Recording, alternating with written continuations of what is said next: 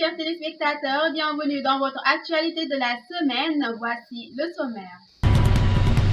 Causerie de Seydi Mohamed El Cheikh du vendredi 5 février. Manifestation affaire Sonko, 19 frondeurs placés sous mandat de dépôt, le mineur placé sous contrôle judiciaire. 7 cas Ebola confirmés, le gouvernement guinéen déclare une situation d'épidémie.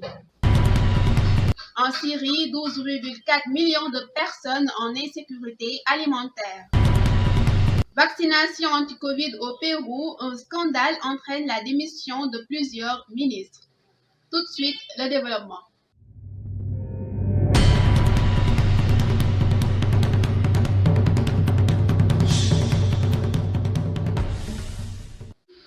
Nous débutons cette actualité nationale avec la causerie de Seydi Mohamed El Cheikh du vendredi 5 février. Sangbi nous apprend dans son discours que ce qui peut nous aider dans l'époque où nous sommes, c'est de renouveler notre relation avec le Seigneur en essayant de le sentir instantanément.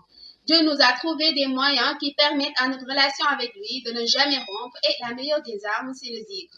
Ainsi, pour faire partie du cercle des privilégiés du zikr, il y a d'abord des conditions qu'il faudrait accepter afin d'être sur la voie, mais aussi avoir un guide qui puisse nous éclairer. Une époque est une épreuve et si on suit notre époque, on n'aura plus le temps pour la pratique religieuse, ni pour estimer le prophète ou encore rendre grâce à Maulaya Cheikh. Par conséquent, après la mort, l'âme sera interrogée par la tombe à savoir s'il a amené une lampe pour l'éclairage, un climatiseur, un lit, non pas pour le matériel, car l'assiduité dans la prière, acceptée par Dieu, représente la lumière dans la tombe. Le fait de réciter Souratul Mulk la nuit avant de dormir représente la climatisation. Le fait de réciter la Sourate Yassine tous les jours représente le lit.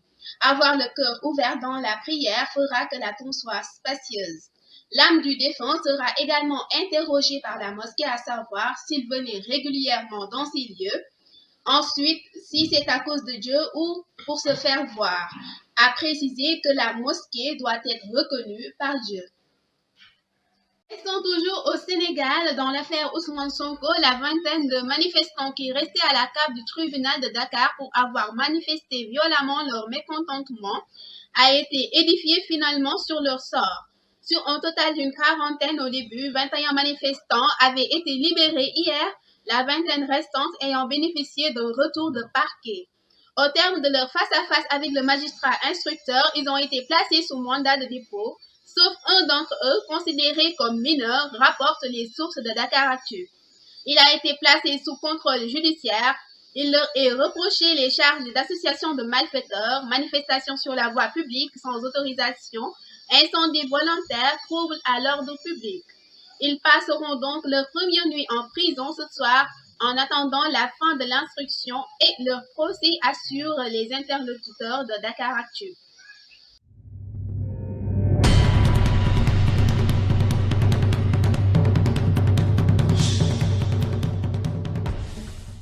Nous débutons cette actualité internationale en Guinée. Les autorités sanitaires du ministère de la Santé ont été informées par la direction préfectorale de Zéro-Corée de la détection de cas suspects d'Ebola avec des symptômes de diarrhée, de vomissements et de saignements chez des personnes ayant participé à l'enterrement d'une infirmière du centre de santé de Gouéké.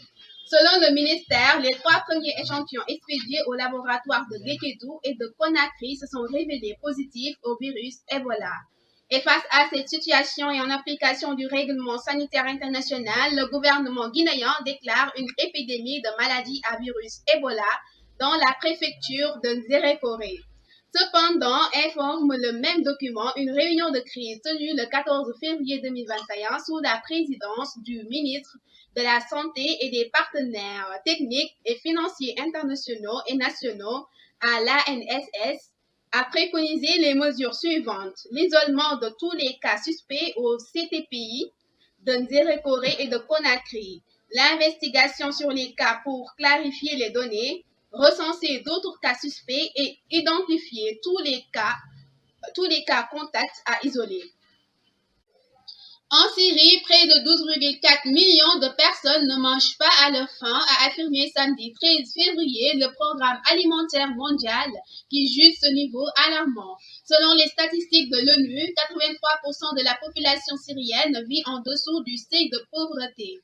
Ces derniers mois, la pandémie de Covid-19 a rendu la situation encore plus critique avec notamment une dégringolade historique de la livre syrienne face au dollar et une augmentation des prix.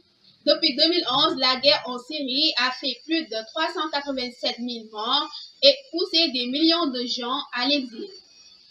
Au Pérou, le vacunagate, le nom donné au scandale lié au vaccin, suscite une vague d'indignation. Alors que la situation sanitaire est catastrophique, les Péruviens ont appris dimanche 14 février que plusieurs hauts fonctionnaires ont reçu le vaccin en toute discrétion et alors qu'il n'était pas encore disponible pour le public. Selon les médias péruviens, l'ancien chef de l'État, comme d'autres hauts fonctionnaires et leurs proches, aurait en fait été vacciné de manière anticipée avec 2000 doses fournies par le laboratoire chinois Sinopharm et initialement destinées à vacciner le personnel en charge des essais cliniques.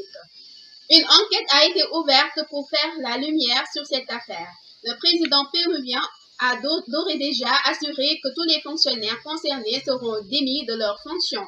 Ces révélations ont suscité l'indignation des Péruviens alors que le pays traverse une grave crise sanitaire avec des hôpitaux saturés et une pénurie d'oxygène.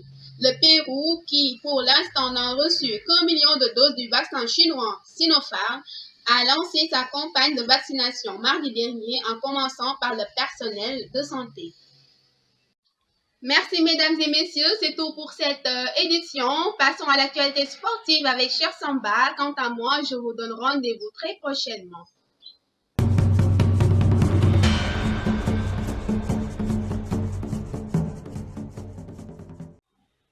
Heureux de vous retrouver dans Nourim Talsam Sport. Nous allons démarrer l'actualité sportive en parlant aujourd'hui de la Ligue des champions africaine. La phase de poule de la Ligue des champions CAF a démarré ce vendredi 12 février avec les contre-performances des deux clubs congolais, le TP Mazembe et AS Vita Club. La victoire sans trembler du Oraya de Conakry et les grands débuts dans la compétition des Sénégalais du Teungueth FC.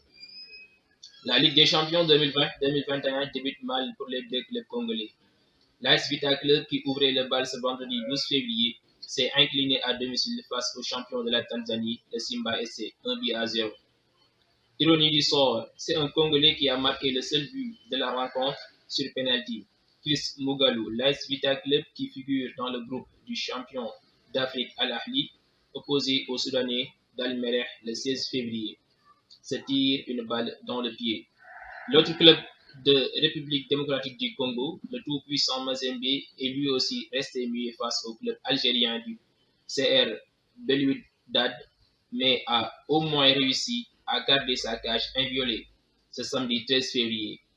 À Lumumbashi, le champion de RDC a monopolisé le ballon sans réellement inquiéter le gardien.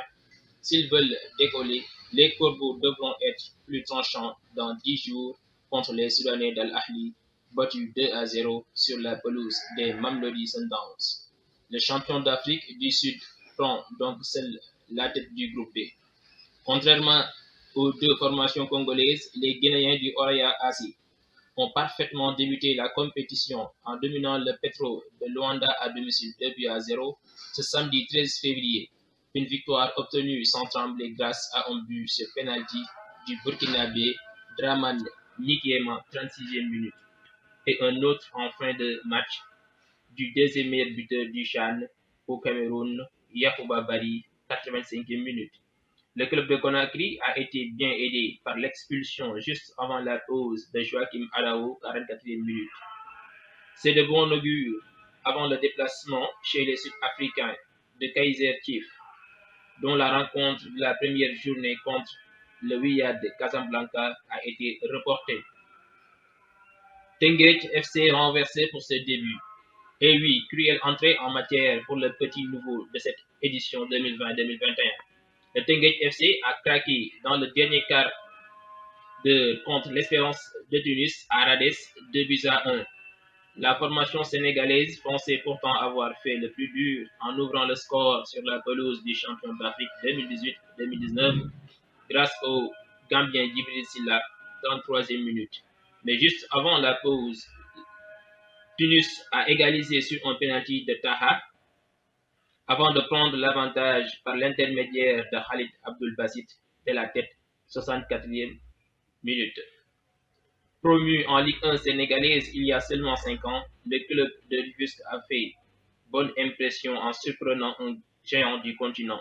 Dans 10 jours, c'est un autre ogre qui se présentera, le Zamalek, finaliste de l'édition précédente et tenu en échec par le MC Alger, 2-0. Les résultats de cette première journée de la phase de poule se font comme suit. Groupe A, AS Vita Club qui a été battu par Simba 1-0. Mardi 16 février, Al Ahli recevra El Merah du Soudan. Groupe B, TP Mazembe fait match nul 0 but partout contre Belouizdad. Mamelodi Sundowns qui bat Al Hilal du Soudan 2-0. Groupe C,